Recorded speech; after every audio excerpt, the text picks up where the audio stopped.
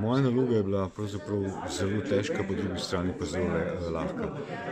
Lahka zato, ker so zgodbe presegle scenarij, presegle so predstave, ki so tako iskrene, neposredne in nepoznane, da je bilo pravzaprav se je film sam pravzaprav zložil v neko dramaturško pretresljivo celoto.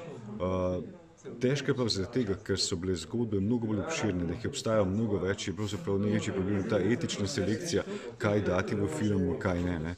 In konec koncev je bila rešitev oziroma odgovor v etiki, to se pravi, da morajo biti v filmu tisti, ki več ne morejo govoriti, to se pravi tisti, ki so za Slovenijo padli, ali pa tisti, ki so bili težko ranjeni. Tako da je bil v psihološkem smislu film zelo težek, v izvedbenem pa niti ne, ker sem imel odlično podporo v fenomenalni ekipi, tako direktorja fotografije, gospoda Rada Likovna, producenta Georgea Legana, pa tudi vseh ostalih, ki so pri tem filmu sodelovali.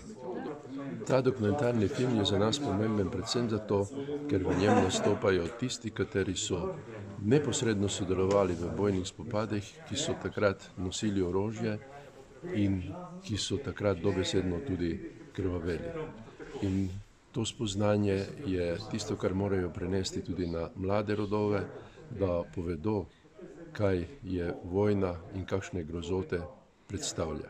Ravno na današnji dan, ko doživljamo predpremiero tega filma, smo se leta 1991, takratni pripadniki stalne sestave teritorialne obrambe, pripravljali, da naslednji dan, to je 20. novembra, prisežemo novi državi.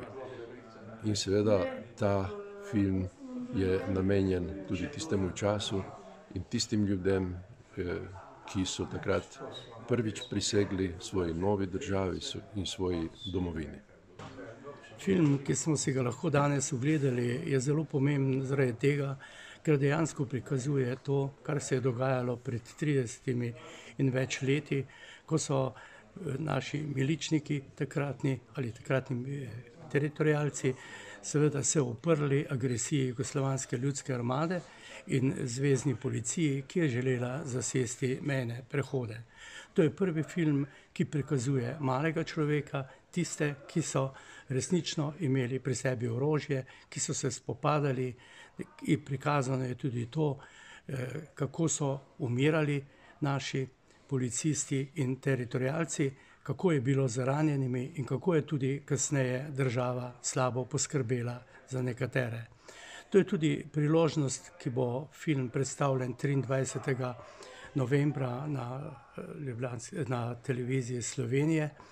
Namreč to se upada z našo obeležitvijo 1. decembra, ko imamo praznik v zvezi z akcijo Sever. Ta akcija Sever je veliko pokazala leta 1989, da je milica sposobna braniti Slovenijo in zagotavljati javni red in varnost v Republiki Sloveniji. Tudi k temu je ta prispevek zelo pomemben.